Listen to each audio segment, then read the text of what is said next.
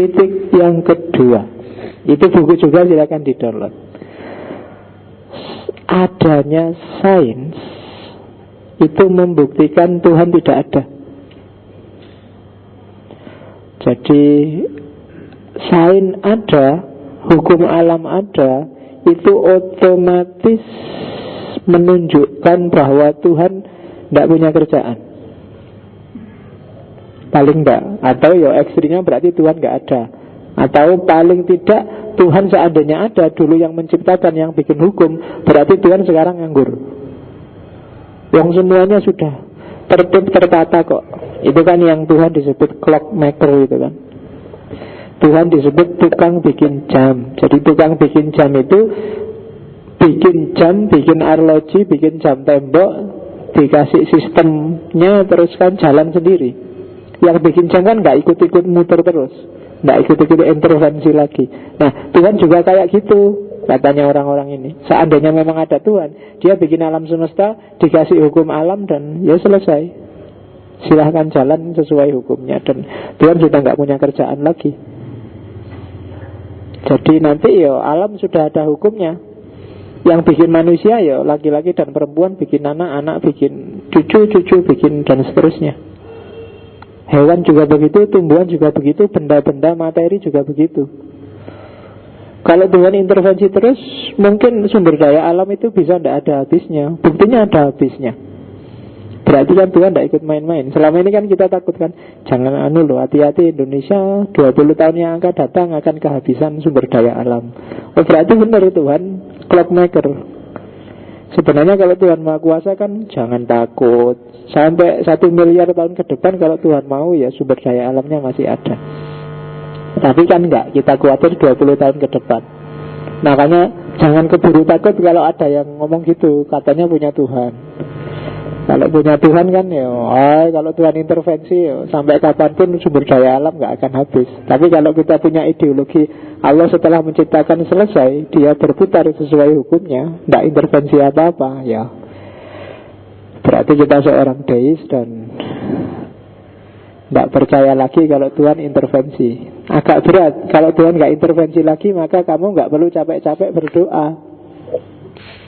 Ya apa gunanya? Semua sudah ada hukum alamnya. Kalau kamu malas ya bodoh, kalau kamu rajin ya pinter. Itu hukum alamnya. Tidak akan ada kejadian kamu malas tapi kebetulan kok nilainya bagus, itu tidak ada. Harusnya begitu. Kalau pakai teori deis, lahirnya sains membuktikan Tuhan tidak ada. Lah alam semesta dari mana? Teori evolusi yang dipakai. Ya kan, alam semesta ini lahir dan berkembang secara evolutif, struggle for the fittest. Yang paling cocok dia yang hidup. Jadi isinya alam semesta ini itu terseleksi sesuai kondisi. Kenapa manusia itu kok kayak gini sekarang? Ya karena zamannya yang mencetak manusia jadi kayak gini sekarang. Bukan karena Tuhan yang menentukan. Ada evolusi. Evolusi fisik, evolusi cara berpikir, evolusi dan seterusnya. Dulu orang negro itu hitam, jelek-jelek, tidak enak dilihat. Sekarang mulai banyak yang enak dilihat. Evolusi mungkin karena kawin sama bule-bule, kawin sama itu, jadi mulai banyak yang lumayan untuk dilihat.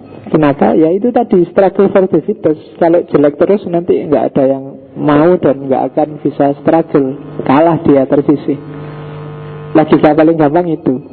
Termasuk mungkin besok orang-orang Sumatera, Lampung dan kawan-kawan Riau yang sekarang kena asap itu struggle for the fittest.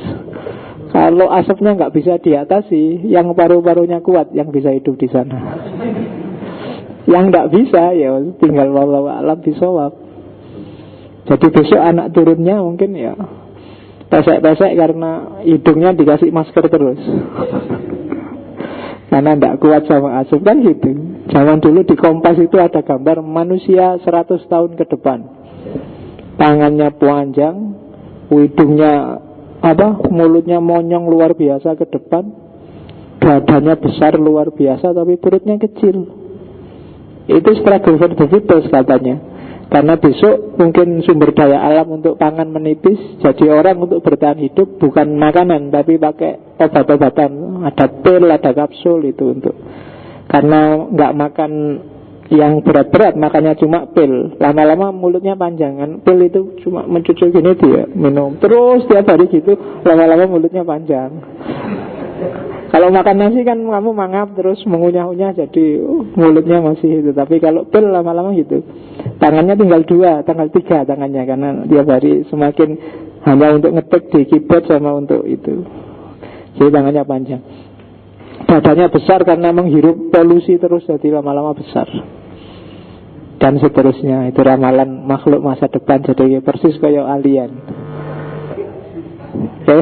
Nah, itulah yang terjadi dengan alam semesta. Ada seleksi otomatis, namanya evolusi. Jadi dari teori evolusi itu sebenarnya nanti Richard Dawkins menyimpulkan God almost certainly does not exist. Menurut saya hampir pasti bahwa Tuhan itu tidak ada. Alam semesta ada hukumnya sendiri. Kenapa dulu dinosaurus habis? Ya mungkin ya karena ada hujan meteor lah, ada macam-macam itu kan teorinya. Tapi yang jelas bukan karena dimusnahkan oleh Tuhan. Tapi ya ada sebab alam yang bisa menjelaskan itu. Ya kalau orang beragama kan menjelaskannya beda. Kenapa kok dulu bumi sempat banjir luar biasa? Kalau kita kan karena Allah menghukum manusia yang berdosa, tinggal sak kapal Nabi Nuh saja. Tapi sains menjelaskannya, ya karena saat itu es di kutub mencair, kemudian terjadi itu terus ada banjir kolosal, banjir massal dan seterusnya. Jadi adanya sains itu membuktikan Tuhan itu enggak ada. Oh, ini jawabnya abot ini kan. Buktinya memang sains itu sekarang luar biasa. Kita lihat. Ayo jajal jawab. Apa ya sih dengan sains terus menjawab semua persoalan hidup? Harus diingat, yang namanya sains itu jawaban paling mudah sebenarnya. Hanya satu wajah, satu sisi dari kehidupan kita. Hanya orang-orang yang punya persepsi materialis atau naturalisme yang menganggap bahwa sains adalah segalanya. Hidupmu, sains itu penting, tapi apa iya sains itu segalanya? Sains punya banyak keterbatasan. Sains itu hanya salah satu jalan untuk menemukan kebenaran. Masih sangat banyak jalan yang lain. Sains hanya mengandalkan empirisme dan akal. Masih banyak epistem yang lain yang tidak selalu pas kalau pakai empiris dan akal. Kalau ada orang ngemis di pinggir jalan, kalau kamu nggak ngasih, itu secara rasional sah, benar, ya kan? Secara empiris juga benar, wong dia bukan apa-apamu, bukan ponakanmu, bukan anakmu, bukan saudaramu. Tapi secara naluri, secara kemanusiaan, kalau kamu nggak bantu dia, itu nggak pas. Dan sains nggak bisa baca ini. Kalau nenekmu masuk ke pekaranganmu, terus ngambil tanamanmu, mungkin kamu nandur kates atau nandur kelapa, terus dibawa pulang, dan kamu tuntut dia ke pengadilan, itu sah. Karena kelapa-kelapamu kamu yang nandur di atas tanahmu, meskipun nenekmu kok tanpa izin berani-beraninya ngambil, maka dibawa ke pengadilan, ya bisa disidangkan. Itu kalau berpikirnya materialis, berpikirnya serba yang empiris, rasional. Padahal hidup tidak bisa direduksi hanya ke sana. Gitu loh. Kalau hanya fokusnya ke yang rasional dan empiris, berarti kalau ada ibu-ibu atau orang tua nyekek anaknya sampai tewas, Itu yang masuk akal saja, daripada repot-repot ngasih makan, ngabis-ngabisin uang. Ya kan? Kalau pengen anak kan bisa bikin lagi kapanpun.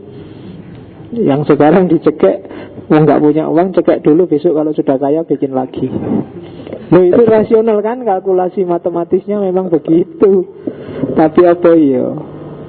Kalau bapakmu ndak ngirim kamu uang sekarang, itu bapakmu bisa bilang, wis gede, so golek dewe, ngerepoti bapak terus. Loh, itu rasional, masuk akal loh. Kamu sudah sebesar ini kok masih nadong sama orang tua.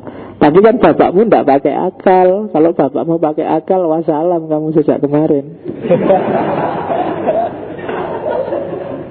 Ya kan? Bapakmu pakai episteme yang lain. Betul. Jadi sains nggak segalanya. Kalau ukuran-ukuran eksakta dipakai, banyak hal akan tereduksi dalam hidup kita. Sangat banyak hal. Oke, terus ya itu tadi, karena sains itu juga basisnya rasional, ya jangan salah, sains itu juga punya banyak hal yang dipercaya begitu saja. Dalam hidup kita sangat banyak hal yang tidak empiris dan tidak rasional. Misalnya, gembira tidak gembira. Kalau gembira tidak gembira, bahagia tidak bahagia, itu empiris dan rasional. Orang paling bahagia di Indonesia harusnya Abu Rizal Bakri. Harusnya, ya kan, konglomerat itu. Tapi coba dihitung volume ketawanya kamu sama Abu Rizal Bakri banyak mana? Ayo, cengenges-cengengesnya sering mana? Ayo, ya kan? Jadi enggak ada jaminan. Secara matematis harusnya ya orang-orang konglomerat itu lebih banyak ketawanya, tapi toh lebih banyak sumpeknya. Anggota DPR yang gajinya sekian ratus juta sebulan, itu juga enggak jamin dia lebih bahagia dibandingkan kita yang tidak punya uang. Ya, jangan-jangan kalau kita banyak uang juga tidak bahagia. Karena banyak uang itu kan jadinya nambah pikiran, mau dipakai apa uangnya. Kalau nggak punya uang kan nggak mikir, uang nggak ada. Ya kan, uang nggak ada yang dipikir, mau mikir apa. Jadi yang banyak mikir kan yang punya, yang tidak punya ya tidak mikir. Makanya orang pinter itu lebih banyak mikir daripada orang bodoh, karena ada yang dipikir. Kalau yang bodoh ya mikir apa, nggak bisa. Ya, daripada capek-capek kan tidak usah mikir. Lu itu tidak nyampe kalau pakai sains. Gitu loh. Jadi banyak sisi-sisi hidup yang tidak bisa dijangkau oleh sains.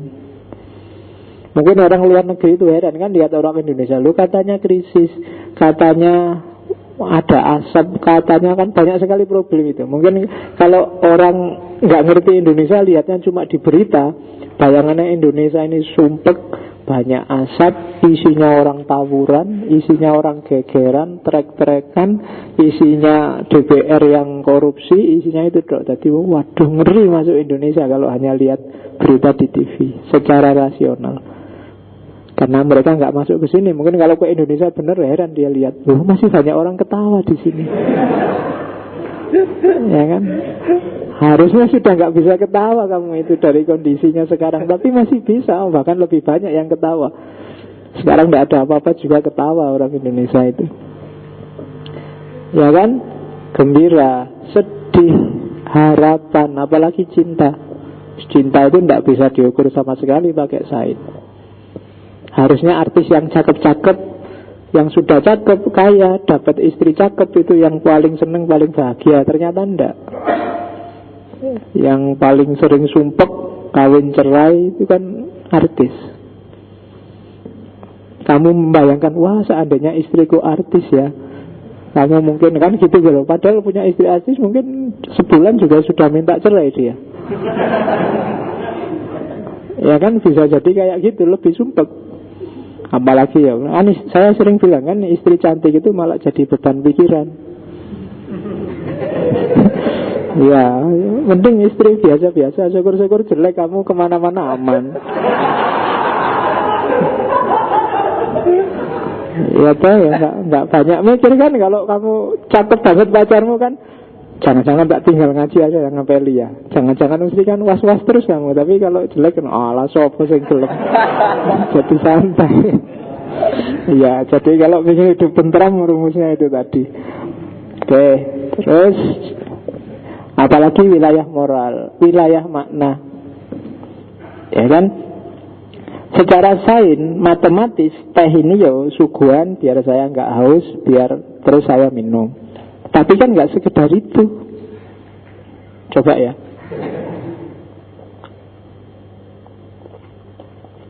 Ini juga punya makna penghormatan, penghargaan, bahwa kamu care pada saya dan macam-macam. Nggak sekedar ini air untuk menghilangkan haus karena nanti ngomongnya agak panjang. Matematisnya begitu. Tapi kan dia di balik itu ada makna. Gitu loh. Dan hidup kan selalu begitu, selalu makna, tidak selalu tampilannya. Dan makna itu kamu sendiri yang nempelin satu-satu. Ngajinya sih kayak gini. Mungkin ada yang nempelin satu maknanya macam-macam. Ada yang bilang, santai pak, daripada di kos-kosan juga ngapain. Yang satu, pak, TV-nya kalau malam Kamis itu jelek-jelek, jadi mending ngaji.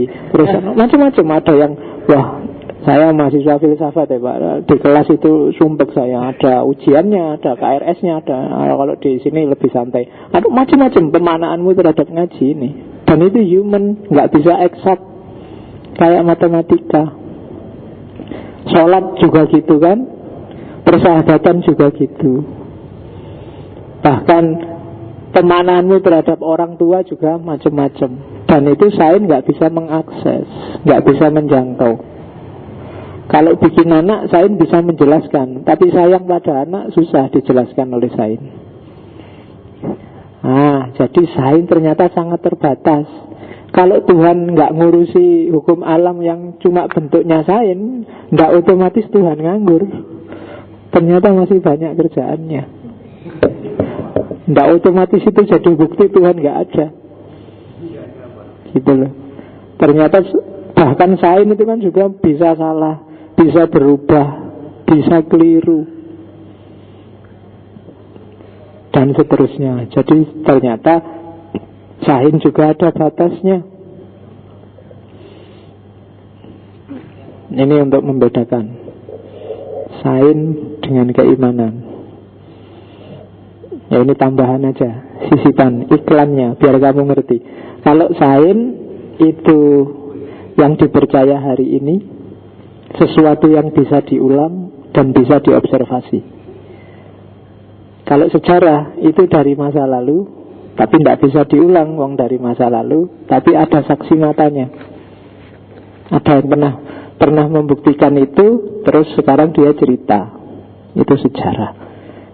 Kalau iman, kepercayaan itu dari masa lalu, tidak bisa diulang, dan tidak ada saksi matanya. Makanya kamu tinggal percaya saja. Dan hidup ini isinya 3 komponen ini. Tidak harus keimanan agama.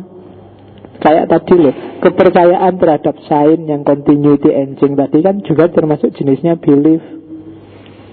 Dulu Newton melihat apel jatuh menemukan gravitasi. Itu kan dari masa lalu. Tidak bisa diulang wong di masa lalu. Tidak ada saksi matanya. Tidak ada yang nyuting, tidak ada CCTV zaman itu. Dan kamu percaya saja. Sama kayak Nabi Muhammad dapat wahyu, tidak bisa diulang karena dari masa lalu dan nggak ada saksi matanya. Nggak ada yang merekam proses ketika Nabi dapat wahyu. Kita percaya saja bahwa Nabi dapat wahyu, kita percaya saja bahwa ada Tuhan.